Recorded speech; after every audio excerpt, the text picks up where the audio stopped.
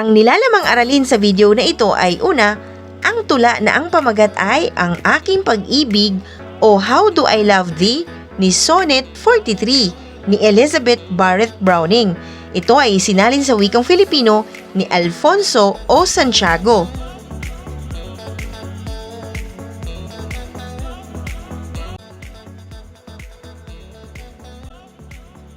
Ibig mong mabatid, ibig mong malaman, kung paano kita pinakamamahal, tuturuan kong lahat ang mga paraan, iisa-isahin, ikaw ang bumilang. Iniibig kita ng buong taimtim, sa tayog at saklaw ay walang kahambing, lipad ng kaluluwang ibig na marating, ang dulo ng hindi maubos isipin. Yaring pag-ibig ko'y katugon, kabagay ng kailangan mong kaliit-liitan, laging nakahandang pag-utos-utusan, maging sa liwanag, maging sa karimlan. Kasinlaya ito ng mga lalaking dahil sa katwiray hindi pa aapi, kasing wagas ito ng mga bayaning marunong umingos sa mga papuri. Pag-ibig ko'y isang matinding damdamin, tulad ng lumbay kong di makayang bathin. Noong ako'y isang musmus pa sa turing, na ang pananalig ay di masusupil.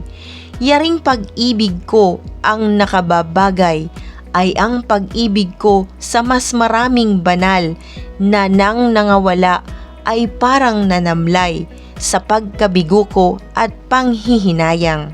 Yaring pag-ibig ko ay siyang lahat na ngiti, luha, buhay at aking hininga.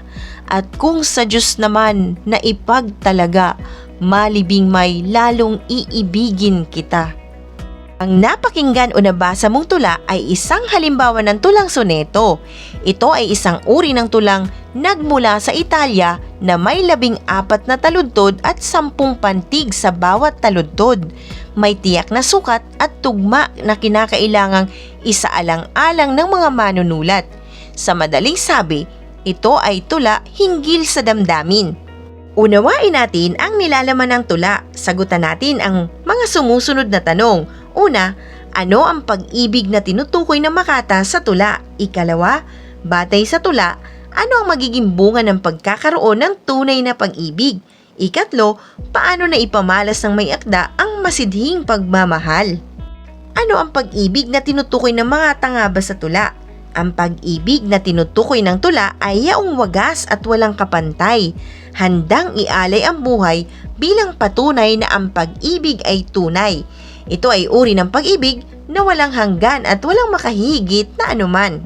Sa ikalawang tanong, batay sa tula, ano ang magiging bunga ng pagkakaroon ng tunay na pag-ibig? Ang tao ay nagpapatuloy at nagsusumikap dahil sa pag-ibig para sa taong napupusuan o sa anumang bagay. Pag-ibig ang dahilan kung bakit nagbabago ang isang tao para sa ikabubuti at pagkamit nito. Pag-ibig din ang ugat ng kabiguan at kapighatian ng iilan, kaya mailap man sa nakararaming naghahangad nito, hindi naman sumusukong magpatuloy sa paghahanap na matagpuan ito saan mang dako, kahit mabigat pa ang maging sakripisyo. Sa huli, ang tunay na pag-ibig lamang ang makapagbibigay ng tunay na ligaya at kapayapaan ng damdamin ng isang tao.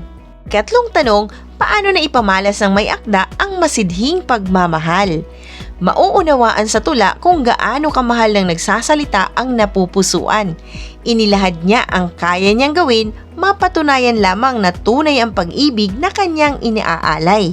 Nailahad na walang anumang maaaring magpabago ng kanyang nararamdaman kahit buhay pa ang maging sakripisyo.